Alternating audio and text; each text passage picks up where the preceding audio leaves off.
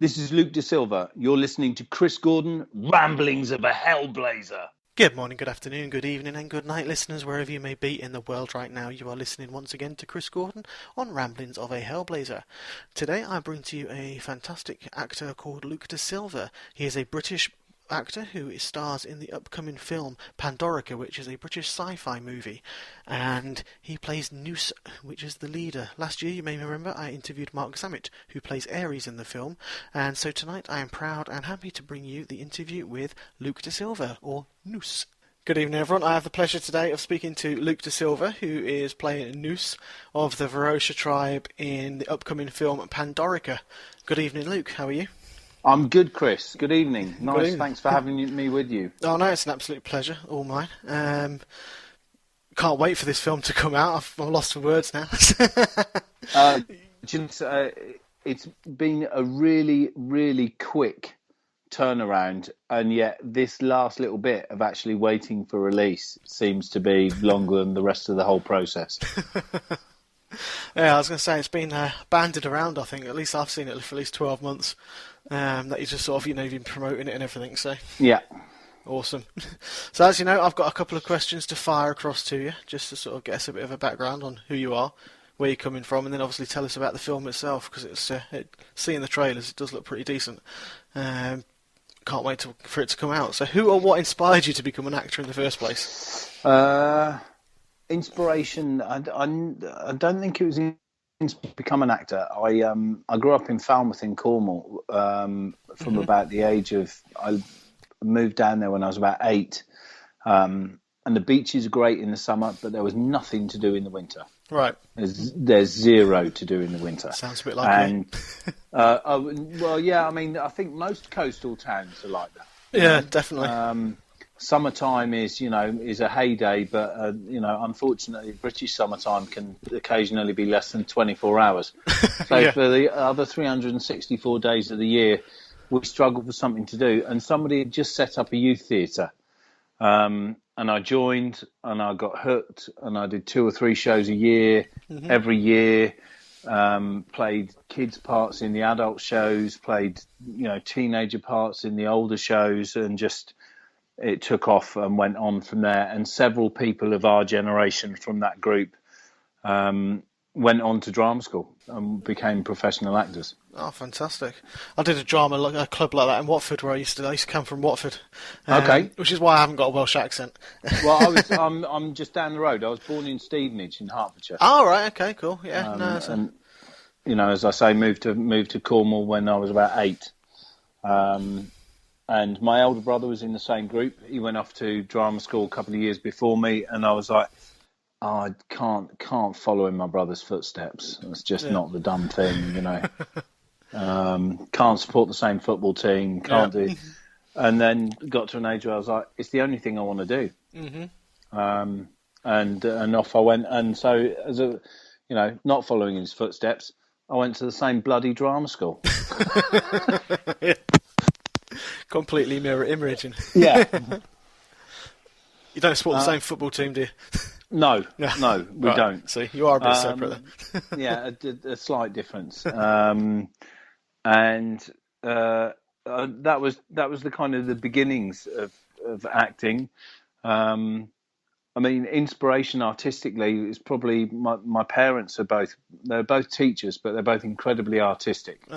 My mum was a fantastic dancer and painter. My dad was a fantastic painter and musician, but they were both teachers. They taught us at home, but they also gave us the opportunity to do whatever we wanted. And unfortunately for them, all of their kids became artists of some sort, so they're going to have no retirement plans of any sort, based on our earnings. Yeah. Because we're all scraping a living doing what we love and not making any money. Yeah. Well, that's what my parents told me, because that's how I was going to go into it, was when I was younger. And it's one regret I've always had was... I was in school musicals, and I absolutely loved being on the stage and absolutely adored it. But my mum was a headmistress, and my dad was a minister. And I remember her, I mean, bless her, she did it for the right reasons at the time. But she went into the school and she pulled me out of the play. I was Nicholas Nickleby in Smike, and it was the lead. It was basically the lead, and she pulled me out. I was in lower 6. about to do my A-levels, and she pulled me out of the play because she said I wouldn't be concentrating on my exams. And I was so good. I actually burst into tears when I went to watch the play because I just sat there watching the guy wreck it. Not saying I would have done. I wouldn't have said I can't say I'd have done a better job, but I just sat in about the fifth row and I watched him, and he sang the song that I was been rehearsing, and I just like burst into tears because like, that could have been me, and he's just, should have been. That should have been me. But yeah, it's one of those sad moments when you're 17. I could have been a contender. I know, yeah. It's one of those, but yeah, they did it for the right. But yeah, exactly like I say, because I think they will read that when they started getting older, that I wouldn't be supporting them because I'll be it wasn't a stable career, was what they taught me. And look at you now. Exactly, yeah. I'm still not making any money from this. But no, yeah. That's quite cool. So it seems to be sort of a very sort of full background then from a very young age that you wanted to do this. Yeah, I mean, but it was, even then, that was, I maybe went to drama school at 22, was one of the oldest in my year. But even having left drama school 20 years ago, it's been a struggle to survive doing it as a career. So, and you drift in and out and wonder, can I still do this? Should I still be doing this? Stick with it. And just as you've had enough of auditioning and being rejected, something grabs you and pulls you back in. You get a job, or you get another video, or a friend is making a film, and you just keep getting hooked back in. And every time you do it, you realise why you love it so much, and that's all you want to do again. Fair enough. So have you done a lot of theatre work, is it? I went to drama schools, mainly a theatre study, and we did everything. A lot of fight training as well, and it was upon leaving college that I met a troupe who did live interactive stuff. Did a lot of festival stuff. They were called Kiss My Axe, based in the Midlands. And we started doing Mad Max-esque shows with tanks, with hovercraft, chainsaws, playing at Glastonbury Festival. And that was from like 97 onwards. I think the first time I did Glastonbury, we had 140 people on our crew list. We worked with a group called Huge Art, who builds Stonehenge with Volkswagen camper vans. We set fire to it. We drove around it in tanks and had dwarves dressed as aliens on hovercraft, freaking people out at midnight at Glastonbury. So I can imagine that Glastonbury would be quite freaky, from what most people are on. Absolutely. So there's been a lot of live, interactive, immersive theatre, and lots of little bits of. I've been lucky to do little bits of film and television here and there. Mm-hmm. Awesome. So what kind of role would you aspire to do in film, theatre or TV? What would be your ideal type of role? Do you know what I did? When I first left college, I got an agent in London, and she said, "Who's playing your parts? Who do you see out there that's doing the jobs that you want to do?" And I couldn't honestly think of anybody, or I'd not seen anything that I thought that should have been me. Yeah, that's what I want. And then I think about 3 or 4 years later, the first Lord of the Rings came out, and I looked at Aragorn and thought, "You mother." What a role, what a part to play. But it was a very different production, and I wasn't ready at the time. I don't think I had the chops to play that kind of part, or certainly the kind of background for an agent or a casting director to give me the opportunity to do that. Yeah. And then I couldn't believe what I saw the other day. I saw that you'd interviewed Manu Bennett. Yeah, last night actually. And he's playing Alanon in the Shannara Chronicles. Those books are possibly the reason I failed my A-levels. I've got them all. My parents have still got them on their shelves at home. And I was like, why is nobody making this into a movie? Why is nobody making this into a TV series? And then when I saw that, I nearly pulled my hair out. I went absolutely nuts. So yeah, I mean, well, it's still in season 1, so I'm pretty sure if it gets picked up again, there'll be plenty of opportunity to get yourself in. All over it. As soon as we get off this call, mate, I am all over the casting director for the Shannara Chronicles. Well, trust me. I did just tweet to Al Goff before, who's like the main producer. Because I tweeted to Poppy, who plays... I've been tweeting to them all after Manu. I was tweeting out to everyone. I'll be in touch. I tweeted to Poppy to say, would she like to come on? She's the lead actress in it. Yeah. And he favourited it. And I was like, oh, wow, that's pretty cool. So I tweeted to him, and he favourited that as well. So I was like, Al Goff, I was like, get on my podcast as well, pal. So, yeah. There you go. Okay. Hey, Al. See you soon. So, yeah, get yourself all over that. Because it looks... I mean, I don't know if you've seen it. I managed to... I've not seen any. I mean, obviously, it's just it's literally just popped up on my radar. But that fighting, swords, horses, fantasy fiction, running through the woods and chopping things up with great big metal, double-handed broadswords is right up my street. Awesome. I saw the first 2 episodes of it, and it is brilliant. It is really well done. Cool. It is very, very well done. Cool. But yeah, Manu was on last night, so he was really good. Yeah. Very intense, very, very, really, very thoughtful type of guy. I like him. I like his stuff. He's got So I couldn't knock him for who they cast in the role. But you gutted because it wasn't you. Yeah, I did swear a lot. You've kind of got that kind of look about Manu about your face there. So. I think it was more the fact that it wasn't even on my radar that it was being done. But then it's it's a stateside production, MTV type thing, isn't it? So I think it's kept quiet. And as I say, it's I've been in and out of it as a career, and it's just getting going again now. So fingers crossed. Let's get this show on the road, and I've got years left in me, I think. Awesome. As I say, it's still got 10 episodes of season 1. I'm sure it'll be season 2, so get yourself in. Cool. Awesome. What was the most difficult scene for you to film? This is probably going on to more Pandorica as well now. What was the most difficult scene to film, or that you've ever been in theatre or anything like that?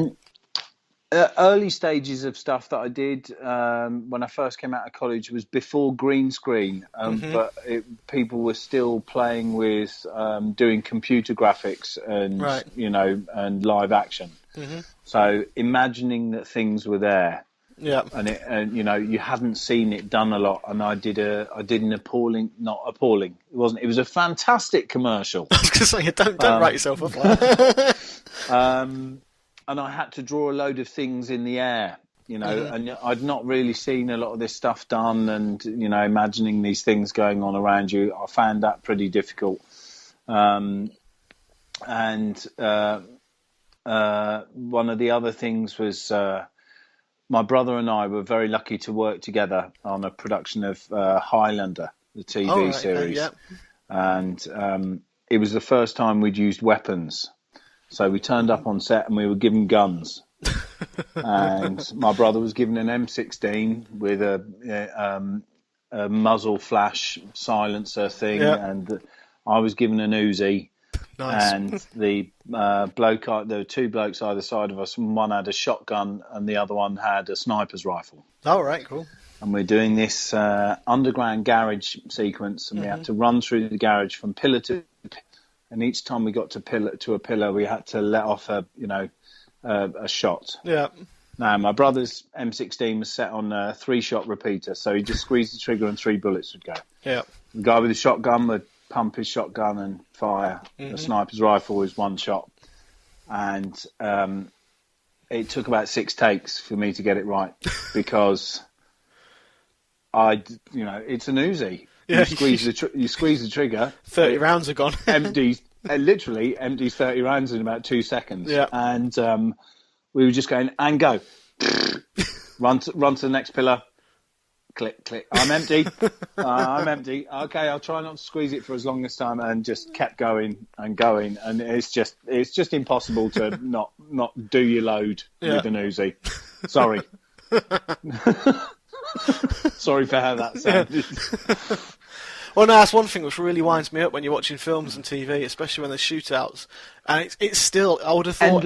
Endless magazines. It is, yeah. You would have thought in today's day and age that they'd actually wake up and realise that, you know, like you just said, an Uzi can't last for like 5 minutes as someone sitting there shooting without changing a magazine. Well, it's just gone. even the semi-automatic handguns that people have, every time you take somebody out, take his gun, take his mags, take his, you know, but they just, you know...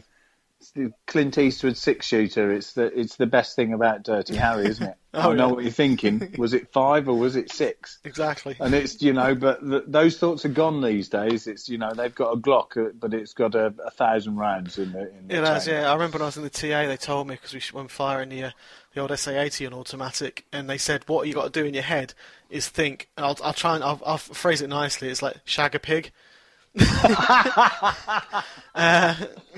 I was about to say something about a Prime Minister, but I won't say it. Well, it's topical. Yeah, well, you know, yeah, Donald Trump has said worse things in his campaign. True.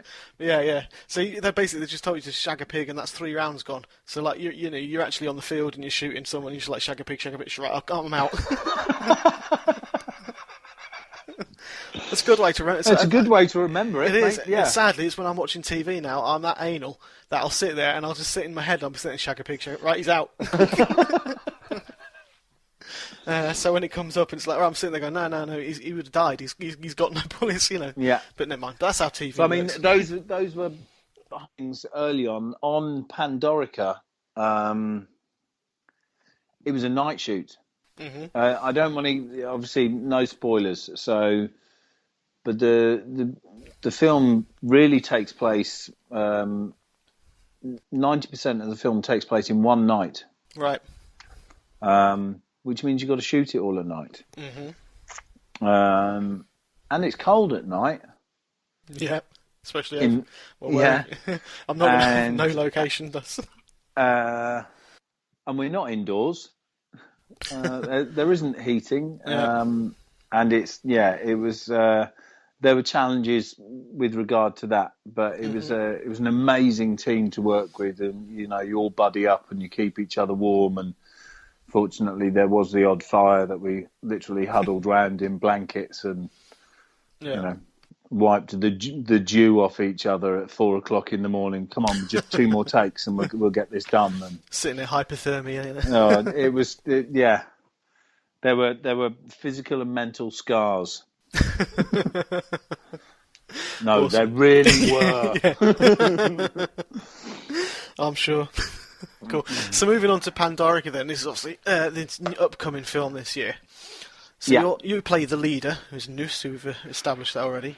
What can you tell me? Obviously, we're not going to go into spoilers on these questions, but what can you tell me about him? What kind of character type is he? Well, the thing is, it's a massive journey for Nus. It's he's the current leader of the Verosha, right? And the tact behind the film is that the time has come for a new leader to be selected, and the final candidates for the leadership are entering into the final stages of their trial to find a new leader. So Nus is aware that his time is coming to an end. He's looking for an heir or an heiress, maybe. And it's the responsibility that he has to his tribe, to his his family,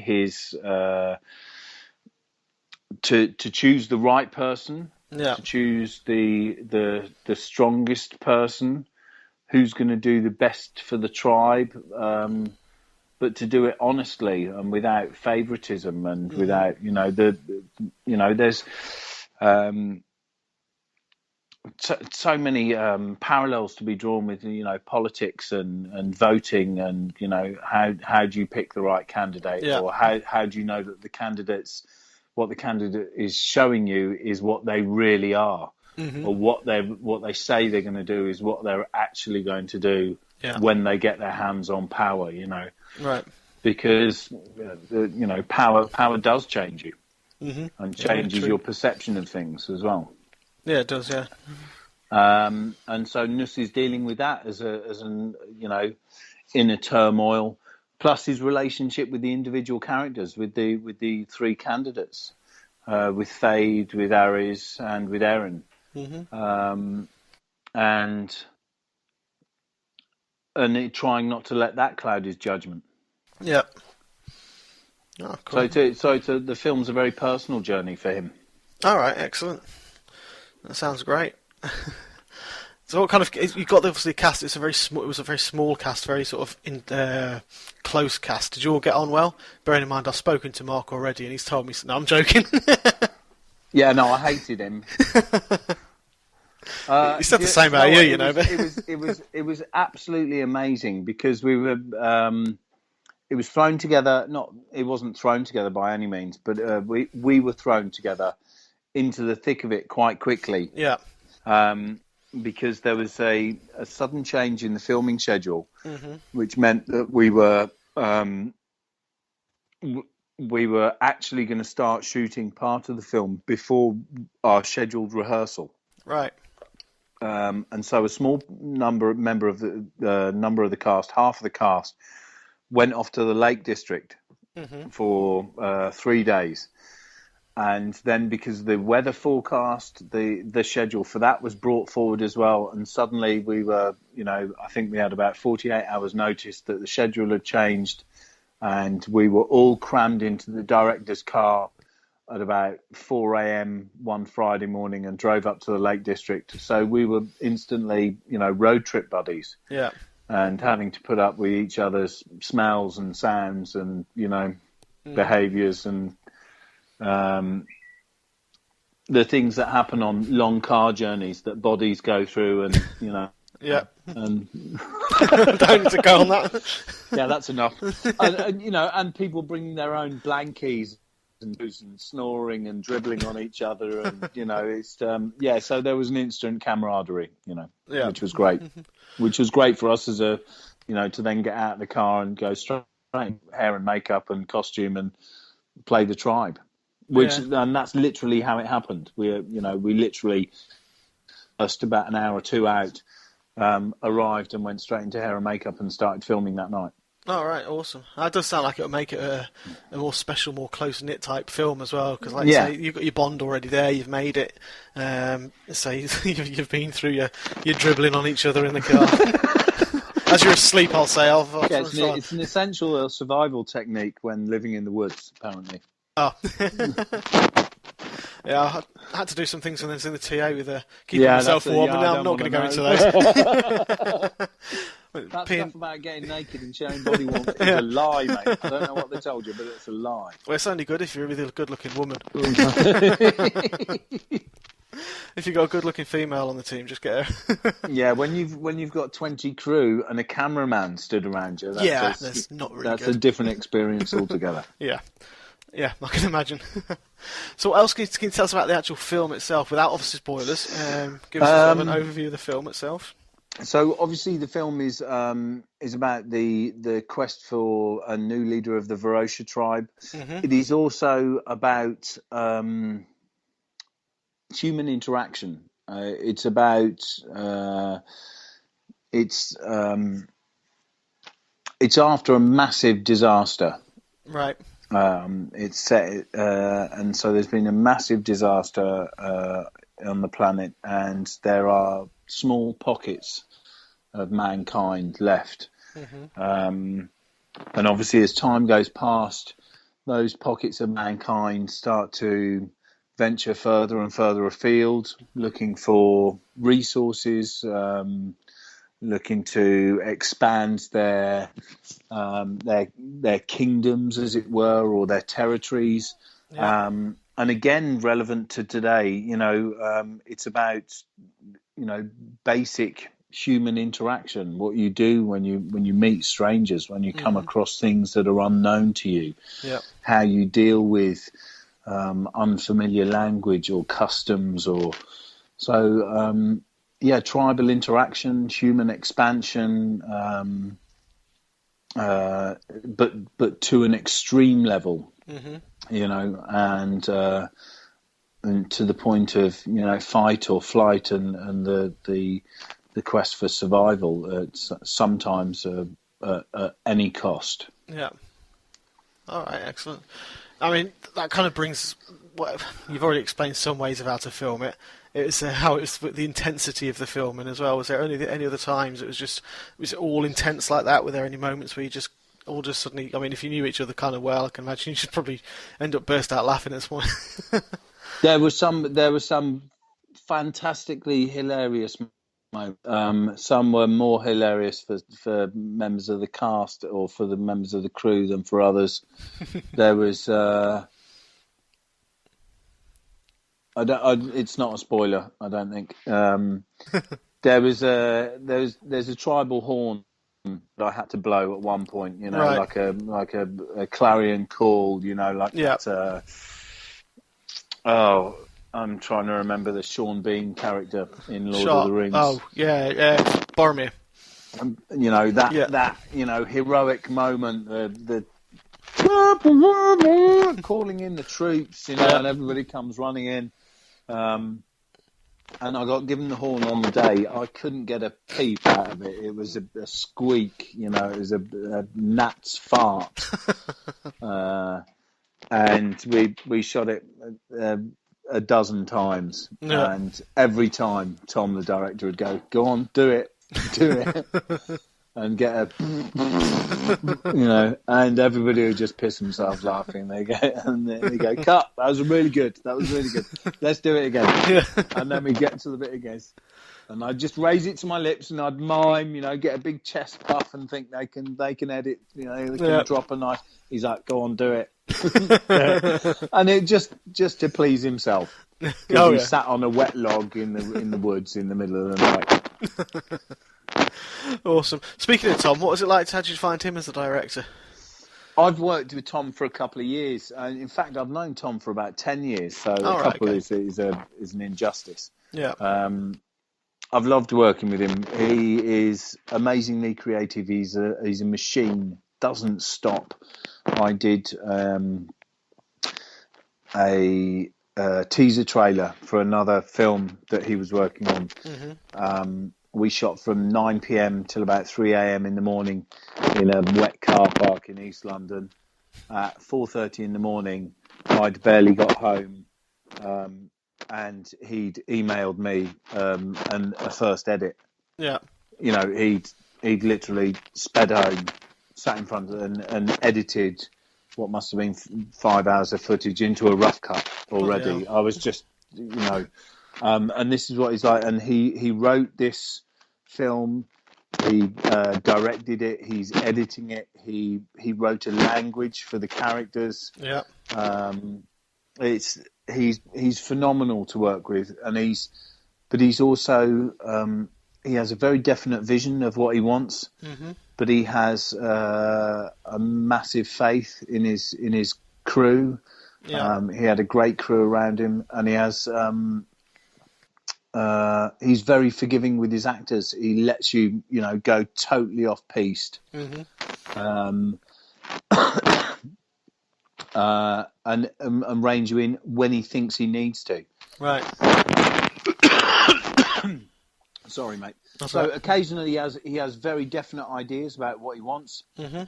and other times he draws an outline and lets you as an artist fill in the gaps and explore and expand. Yeah, absolutely.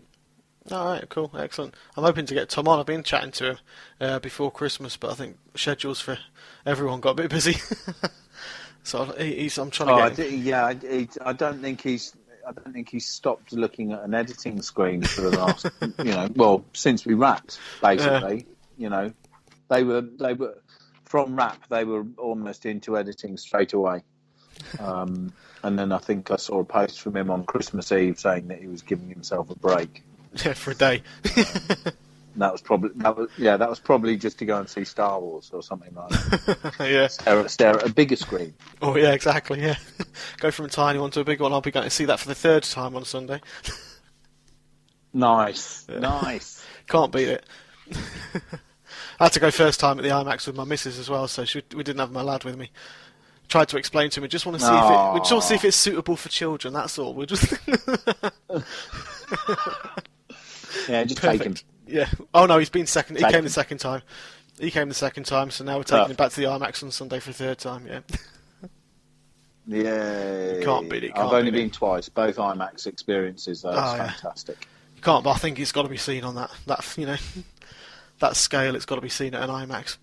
Yeah, that's what it was written for. And I think you talk about scale, it's things like that, and I think maybe those were things that came up in my childhood as well. My dad was always kind of like, "You got to watch this, son." And Spartacus would come on, and I look back at the scenes in that now, and look at the extras and the cast and the flanks upon flanks upon flanks of Roman legionnaires coming over the mountains in the distance, and they're all in costume and they're all marching. Yeah. It's like the scale of those things. Ben-Hur, the Ten Commandments, the robe, are just incredible. And maybe watching those things were subconsciously kind of like, wow, the theatre, the scale, that's something I want to play with, Oh yeah, definitely, especially with those like Ben-Hur and Spartacus as well, because they're not CGI like nowadays, where you got see all the armies coming over. It's all CGI. You got pretty much two people just replicated 1,000 times. Now they were all actors. They were all out there. One of the final scenes in Spartacus is just phenomenal, and the sound and chatter that must have been cut out of that, of radios barking, shouting, "Oh, next!" and just incredible. Yeah. Phenomenal. Awesome. So when is see, we're talking about Star Wars now. When's Pandorica? When is Star Wars out? When Star Wars out. When's Pandorica actually released then this year? When can we all expect it? So I'm expecting it to be available for people to view in March, but it is having its universal premiere at the Sci-Fi Weekender. Go on, say which the I town. believe is in your neck of the woods. Yeah. Prestatyn, is it? No, I'm in Prestatyn, but it's not in Prestatyn. I just want you to say the name. It's in Pwllheli. Pwllheli. Yeah. Pwllheli is what most people call it. Pwllheli. Pwllheli, yeah. Pwllheli. Yeah. So I was being cruel, and I just... Yeah, so sci-fi. Yeah, thanks very much. So at least it's not Lando con the go. Oh yeah. That one is. I can't say that either. No. Clanfire PG. So everyone calls it. It's in Holiday Park in North Wales, Dwelly. It's a Pontins, I believe, is it? Yeah, I think it is Pontins. Yeah. And it is Sci-Fi Weekender number 7, and it's going to premiere there. We're going to show the whole film there, so that's an amazing coup for them, and for 3,000 to 5,000 sci-fi fans who've got a chance to see a world premiere of a brand new British sci-fi movie. Oh yeah, definitely. I mean, it's a busy event as well. I'm actually gutted because this sci-fi. I'm literally. A mile and a half from Pontins and Prestatyn, where they had it last year or the year before. They normally they alternate them around North Wales, so they had it here a year or two ago. So I'm pretty gutted it's not there, because I literally am a mile away.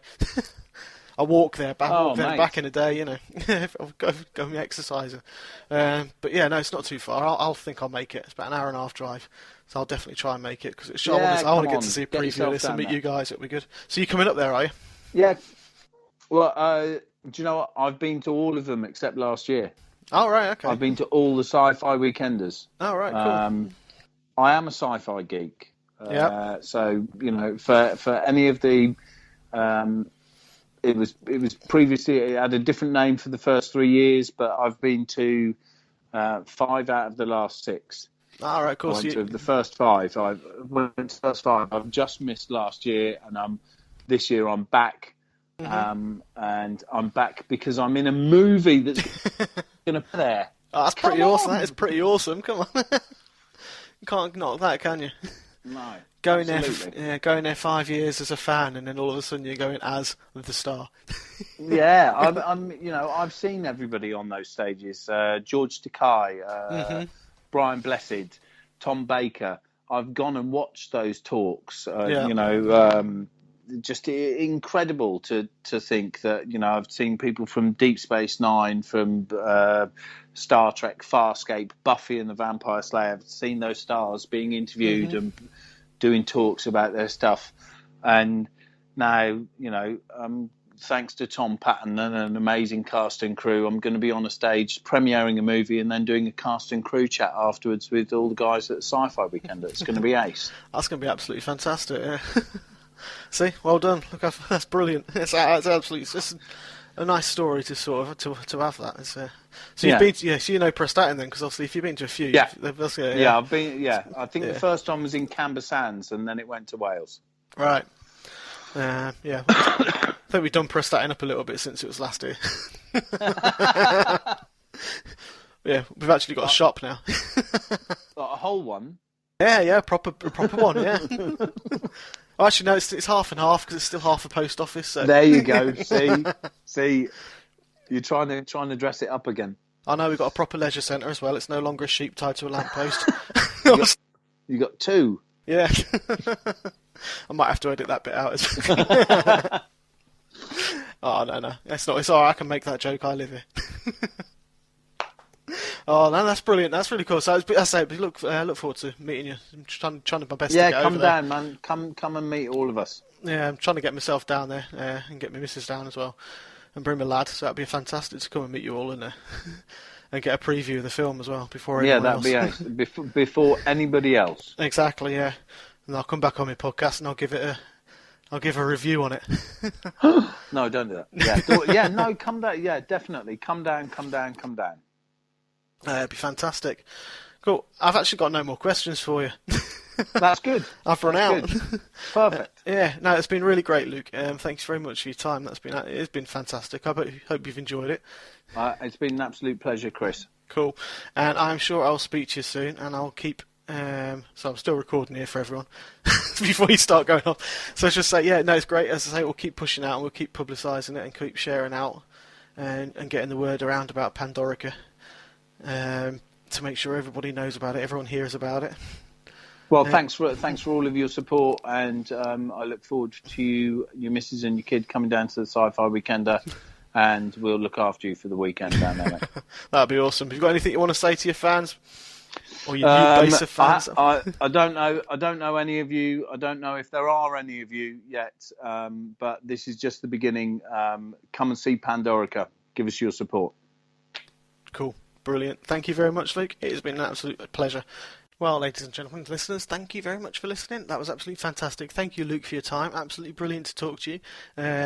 Very entertaining interview and a good chat. So thank you very much for that again. And I hope to be able to speak to Tom and maybe some more guys from Pandorica very soon. And I'm very much looking forward to being able to go to Sci-Fi Weekender and get the premiere. Thank you very much for listening. This has been Chris Gordon. You've been listening to Ramblings of a Hellblazer.